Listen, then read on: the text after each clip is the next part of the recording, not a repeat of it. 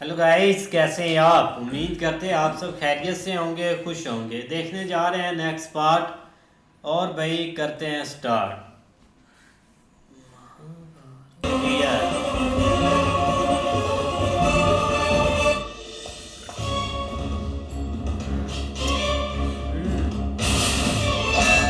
यार उसने बहुत जुगाड़ लगाया हर चीज का।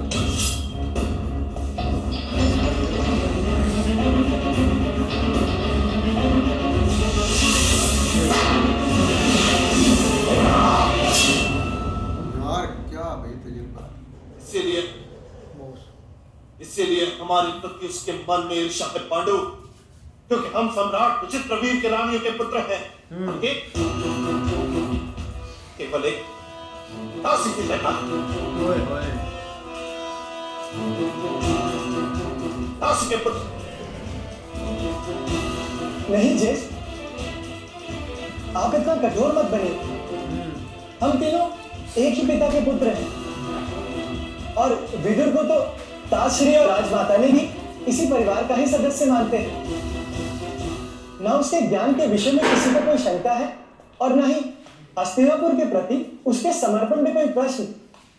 और उसका एक गुण तो ताश्री को बहुत ही प्रिय है कि सत्य कहते हुए का विचार नहीं करता। इससे गुण नहीं दोष कहो पांडु। किसी को अपमानित करने के आशय से कहा गया शब्द शब्द नहीं, अब शब्द होता है।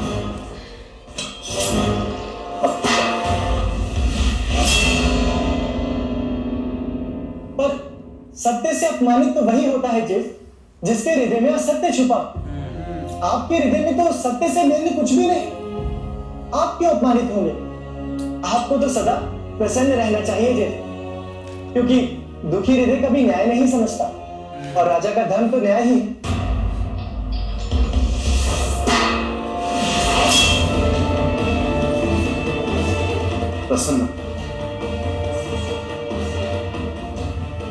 प्रसन्नता तो मुझ राज्य अभिषेक के पश्चात प्राप्त होगी पांडु। राजा बनेगा। मैं जन्मांध गुण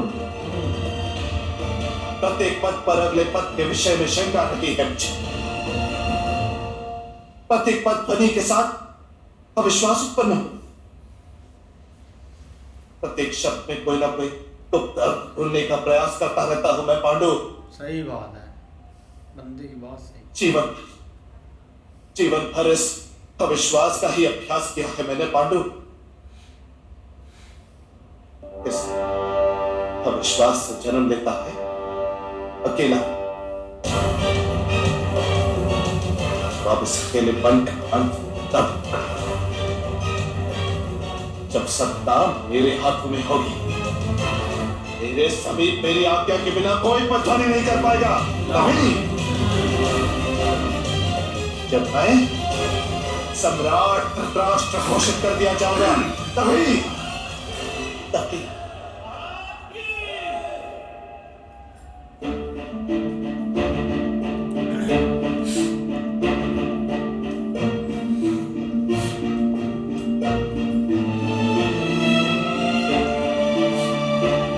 सत्ता तो समाज कल्याण के लिए होती है जी, और किसी स्वार्थ के हेतु नहीं हो सकती। सही बात। और वैसे भी अकेलापन सत्ता से नहीं स्नेह से दूर होता है। आपको अब एक पत्नी की आवश्यकता है जेठ, जो आपकी आंखें बने और आपका ये अकेलापन दूर कर सके।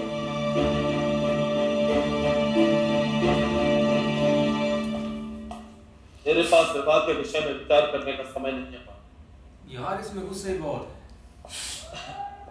विचार आपको नहीं करना है, विचार तो ताश्री और राजमाता ने किया ही है। आपका विवाह गांधार की राजकुमारी के साथ तय करें। ओए ओए, क्या होगा? सुना है गांधार कुमारी रूप और गुण में अद्वितीय है जैसे, और उनको तो भगवान शिव द्वारा 100 पुत्रों का वरदान भी दिया गया। वही लड़की। आप तो अत्यंत भाग्यवान है जी। भाई किसने बात करना दूसरा?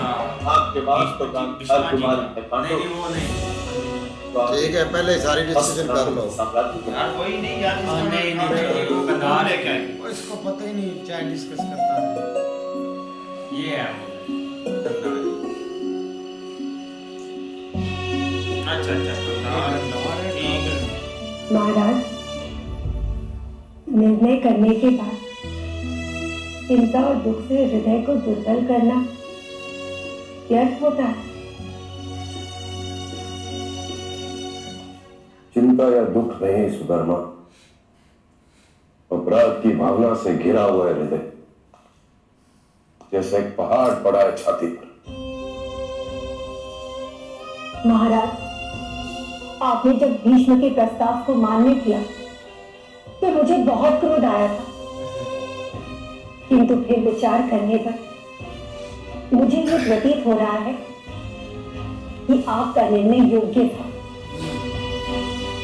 भीष्म और हस्तिनापुर की सेना के साथ युद्ध हमारी प्रजा के लिए विनाश होगा। सही बात। एक राजा ने तो निर्णय कर लिया महारानी, बहुत फौज बड़ी है उनकी। पर एक पिता अब भी इस निर्णय को अन्याय मानता है। महाराज, कब का अफगानिस्तान पिता स्नेह से बंधा होता है महाराज। गंदार। स्नेह सदा के दुर्बल बनाता है। देखो सुधन, उद्यान में हमारी पुत्री कितने आनंद से खेली। सुख के वृक्ष पर अपने सपनों की नींव बनाने वाली चिड़िया की भांति उसे पता भी नहीं कि शीघ्र ये ही सार शकुनी उस की वृक्ष वाइफ के है। मूल पर ही कुठार पड़ने वाला है। राजकन्या है वो महाराज। अपनी प्रजा के हेतु यदि उसे बलिदान देना पड़े तो वो हंसते हुए देगी। पर यह बात मैं अपनी पुत्री को किस मुंह से बताऊंगा सुधर्मा, कि गांधार के प्रजा के सुख के हेतु मैंने उसे जीवन भर केतु का उपहार दिया है। अभी नहीं महाराज, अभी गांधारी के आंखों में सुख स्वप्न तैर रहे हैं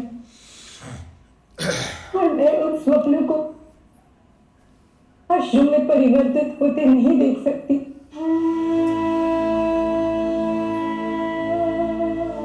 उसके भाग्य को स्वयं उसके सामने उपस्थित होने दीजिए।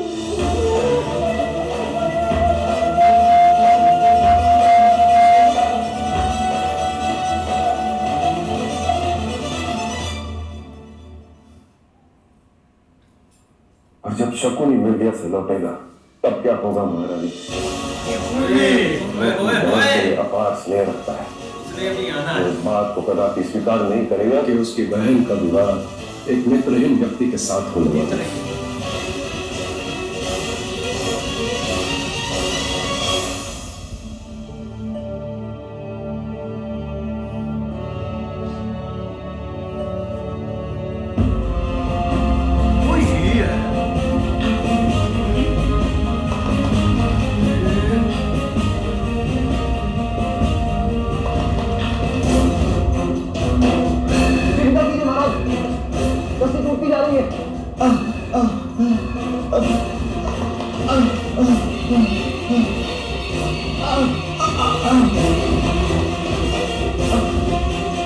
युवराज, ये रस्सा टूट जाएगा। दो व्यक्ति का भार ये नहीं सह सकता।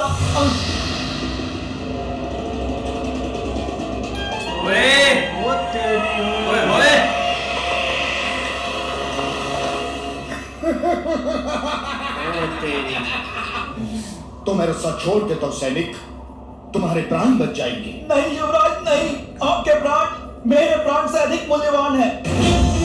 तो फिर तुम रस्सा छोड़ दो, छोड़ दो। नहीं नहीं नहीं, छोड़ दो।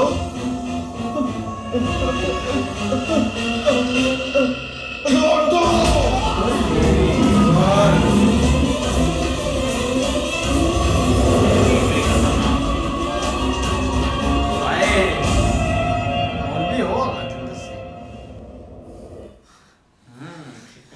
मौलवी साहब नहीं आगे होते, लेकिन बिल्कुल यार धृतराष्ट्र के अंदर बहुत ज़्यादा गुस्सा है, मतलब जो कुछ भी है ना विदुर को लेकर उन्होंने जो बात की है ना, मतलब कि वो एक दासी का पुत्र है और हमारे साथ कैसे बात कर सकता है। उसके बाद एक कुमार पांडु ने उनको समझाया थोड़ा। नहीं ऐसे ही है मेन मुद्दा भाई, इधर उसका यही है कि मैं ही एक सारा मतलब कि चीज़ों पर हैंडल रखूँ अपना, और कोई भी ना आए। भाई वह देखा जाए तो खतरनाक है वो बंदा, आंखें ना होने के बगैर भाई इतना स्टीक निशाना भाई इतना मारता वो, कमाल के उसने भाई वो खंजर मारे निशाने के ऊपर।